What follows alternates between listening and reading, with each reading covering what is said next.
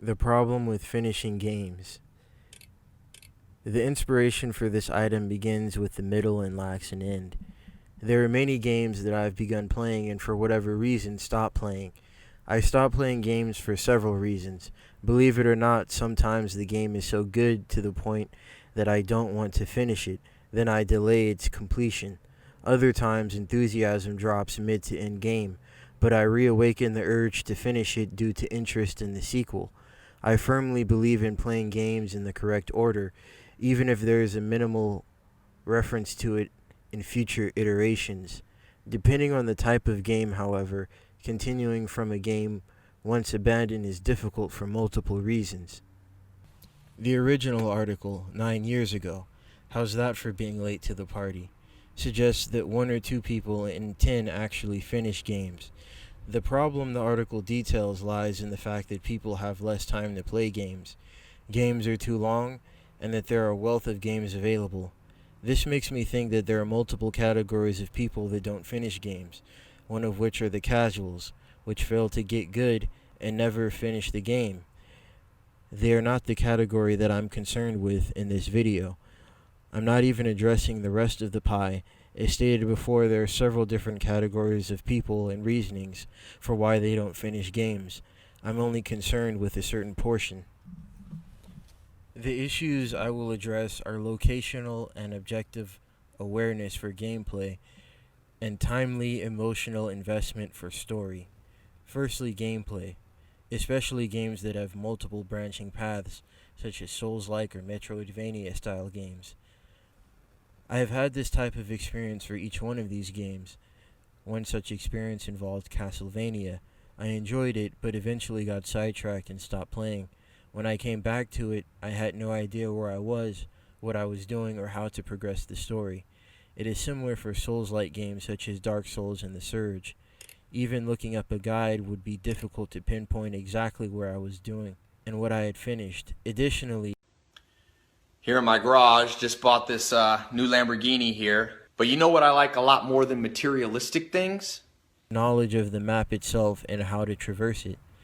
At that point, I found that the only solution was to restart the game from the beginning, but I'm not always willing to do that. The second reason is story. For story heavy games that require lots of investment in the plot and the plight of the characters, even if the game is fairly linear, I found that upon returning I wasn't in the mood, my emotional investment had heavily waned, and starting the story at the halfway mark can be quite cumbersome. I experienced this in Final Fantasy games and Zelda, to name a few. It's interesting because while you're in the moment and something just happened and it's fresh in your mind, it allows you to look at the story from a more direct perspective, a seemingly first-hand perspective, like you're in the world and these events are happening to the people around you. But coming back to a story, it doesn't necessarily have the same allure. It feels more like you're trying to remember a distant memory, and each time you progress the story, instead of immediately having that context in your mind of the different characters' actions and feelings, you have to keep stopping to try and buffer your memory so that you can figure out why each character is motivated I'm motivated to continue with their actions. But not all hope is lost. We live in the 21st century. Surely there's a solution to fix the lack of people finishing games for these very specific reasons. There is. Some developers have implemented a similar feature to what I imagine, a feature that should be present in more games. For gameplay, I imagine that a type of replay feature should be used. Something to allow the player to replay a portion of what they were doing before they got to the point that they are in the story, with some form of assistance. I would also advocate for a sort of feature that would assist the player for a little while in order to allow them to readjust to the difficulty, a type of timed event. It isn't a good idea to have the player miss out on content because they didn't wait, but I'm thinking that if a player hasn't played a game for a certain period of time, there should be a form of assistance and incentives to get them back into the flow of things. Metal Gear Solid 3, spoiler alert, does have a feature like this where, while I doubt their intention is the same as mine, if you wait long enough while fighting the end, he'll die of old age. If the player actually got stuck on this section and stopped playing for a while, then came back to the game they would find that they could bypass the obstacle in their path.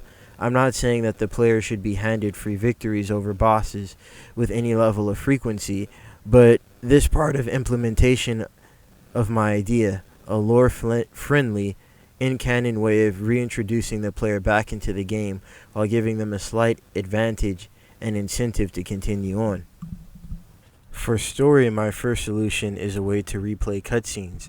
This type of feature is present for some games, but it isn't present for all of them. It would allow a person a way to refresh their memory and get reinvested into the story.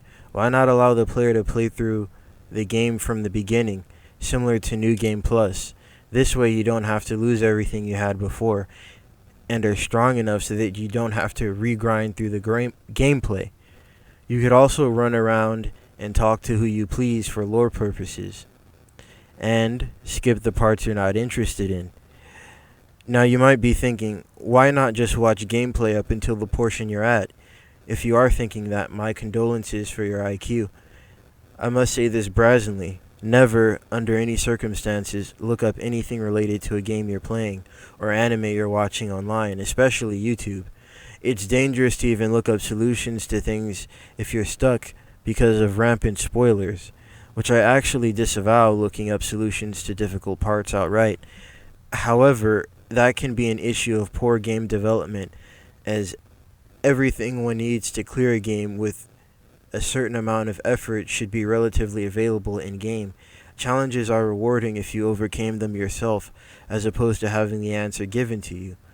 When I say in a certain amount of time, there are certain obstacles that should maybe take 10 minutes or so, but if they are taking hours, it could be a game design flaw, or something poorly explained, as is not always directly tied to player competence.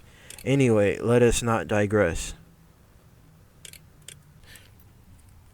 I imagine there are certain reasons why a developer wouldn't want the player to be able to look at cutscenes freely at the midpoint of the game, whether it be for future unlockables or other valid reasons. Invalid reasons don't count. There are solutions to this as well. While not quite as palpable, text is an option, but it has to be a well-written summary of recent events, perhaps even a long log of the entire travel.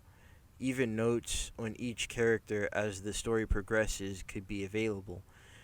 The summary could work well in conjunction with cutscenes. A good example of this is Oninaki.